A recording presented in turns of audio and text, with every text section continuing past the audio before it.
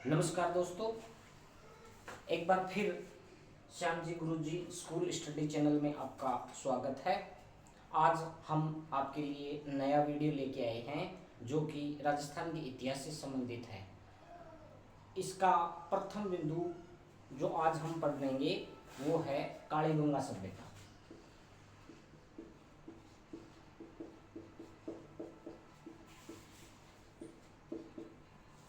देखिए, सबसे पहले हम कालीबंगा सभ्यता के बारे में भौगोलिक अवस्थिति के बारे में जानते हैं। तो यदि हम राजस्थान के मैप में कालीबंगा सभ्यता को देखना चाहें तो ये हनुमानगढ़ जिले में घग्गर नदी के किनारे पर स्थित है। यह है घग्गर नदी के किनारे है, हनुमानगढ़ जिले में स्थित है। यदि हम कालीबंगा सभ्यता की खोज के बारे में चर्चा करें तो हम कह सकते हैं कि कालीबंगा सभ्यता को 1929 में सर्वप्रथम टेस्सीटोरी नामक जर्मनी के विद्वान थे, उन्होंने ये अनुमान लगाया था कि यहाँ घग्गर नदी के किनारे पर कोई सभ्यता केंद्र हो सकता है। टेस्सीटोरी के इसी विचार के आधार पर बाद में यहाँ खोज कार्य चला। 1950 से 1952 के बीच अमलानंद घोष ने यहाँ पर एक सभ्यता केंद्र खोजा और उन्होंने सर्वप्रथम ये बताया कि कालीबंगा है वो सिंधु नदी घाटी सभ्यता का एक बड़ा केंद्र है। बाद में यहाँ बी लाल व बी के थप्पर ने 1961 से 1969 के बीच उत्खनन करवाया। यहाँ पर उत्खनन का कार्य है वो 5 स्तर में चला था। आप यूं समझ सकते हैं कि यदि हम किसी स्थान की खुदाई करें तो उसको पहले प्रथम स्तर पे, द्वितीय स्तर पे, तृतीय, चतुर्थ और पंचम, इस प्रकार से उन्होंने 5 स्तरों की खुदाई की। कालीबंगा सभ्यता के ऊपर के 3 स्तर हैं जिनको यदि हम नीचे से नंबर दें तो प्रथम और द्वितीय स्तर हैं वो प्राक हड़प्पा के अवशेष मिले हैं, जबकि तृतीय, चतुर्थ और पंचम यहाँ पर हड़प्पा सभ्यता के साक्ष्य मिले हैं।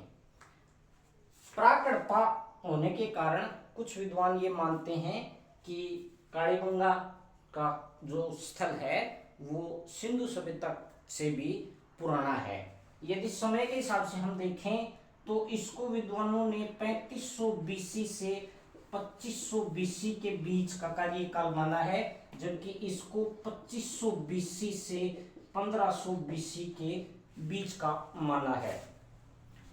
आगे बढ़ते हैं, उसके बाद हम इस पे चर्चा करते हैं इसके कुछ बिंदुओं की। यहां पर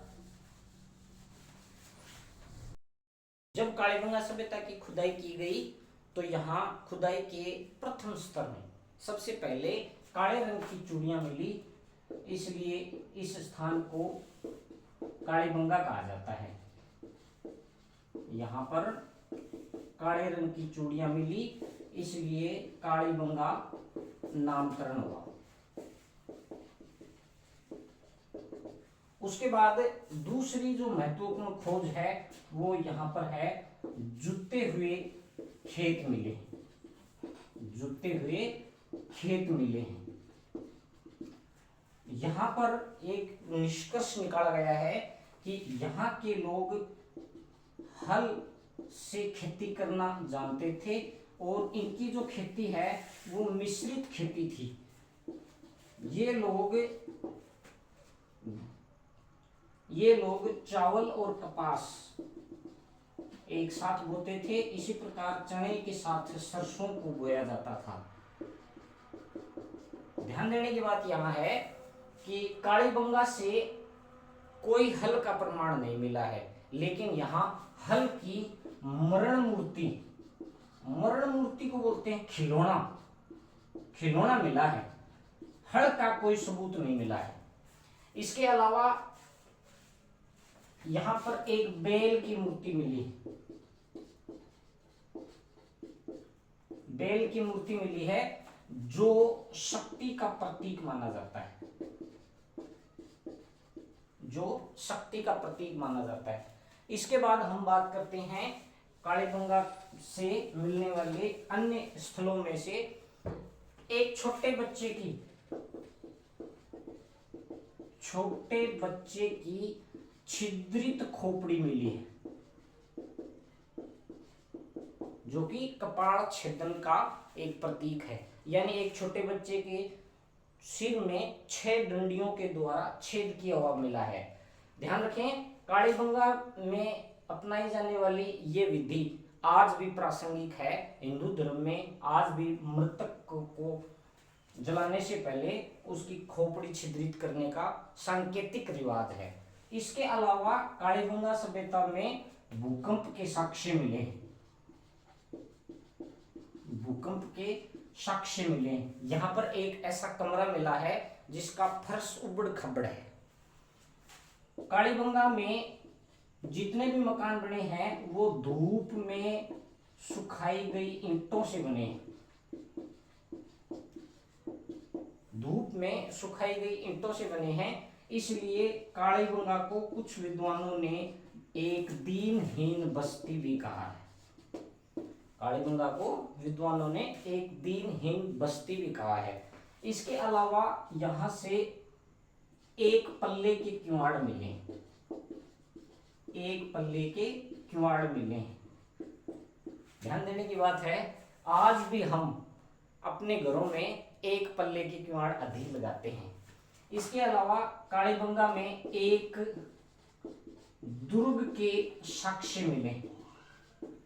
यहां आपको एक बात बता दूं कि कालीबंगा में जो दुर्ग मिला है वो जीर्ण शीर्ण अवस्था में मिला था।